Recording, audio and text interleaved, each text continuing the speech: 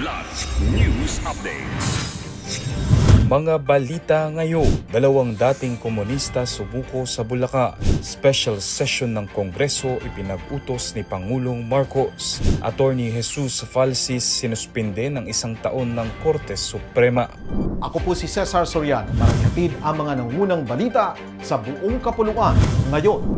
Dalawang dating miyembro ng Communist Terrorist Group o CTG ang voluntaryong sumuko at nagsurrender ng kanilang mga baril sa mga operatiba ng Bulacan 2nd Provincial Mobile Force Company sa Barangay Sampaloc, San Rafael, Bulacan noong Hunyo 12. Ayon sa ulat, isang improvised shotgun at isang kalibre 38 na baril ang isinuko ng dalawang dating kasapi ng NAAC at kadamay na naging bahagi ng organisasyon hanggang 2021. Nasa kustodiya na ng 2nd PMFC ang mga sumuko para sa kaukulang dokumentasyon at debriefing.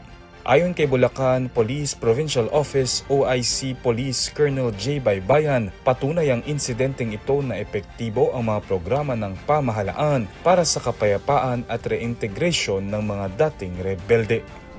Nagpatawag na si Pangulong Ferdinand Marcos Jr. ng special session ng Kongreso upang talakayin ang mga priority measure ng administrasyon at aksyonan ang mga nakabinbing appointment. Sa bisa ng Proclamation No. 1318 na nilagdaan nito ngayong araw, inatasan ang Kongreso na agarang pag-usapan ang 9 na panukalang batas, kabilang ang AICS Act, Anti-Political Dynasty Law, Presidential Merit Scholarship Program, Last Mile Schools Act, at National Center for Geriatric Health, kasama ang iba pang panukala para sa edukasyon, nutrisyon at social protection.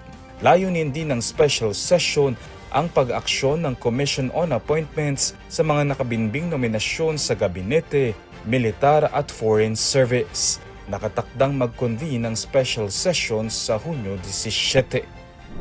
Sinuspinde ng Korte Suprema sa loob ng 1 taon ang abogadong si Attorney Jesus Falsis matapos itong mapatunayang nagkasala ng simple misconduct kaugnay ng paggamit ng bulgar na pananalita sa isang social media post. Nagugat ang kaso sa online post ni Falsis kung saan ipinagtanggol niya ang kanyang kapatid laban sa reklamong qualified theft na isinampa ni Chris Aquino.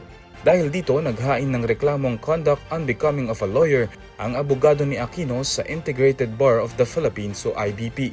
Bagamat iginiit ni Falsis ang kanyang karapatan sa freedom of speech and expression, pinagtibay ng Korte Suprema ang findings ng IBP at nagpataw ng mas mabigat na parusa.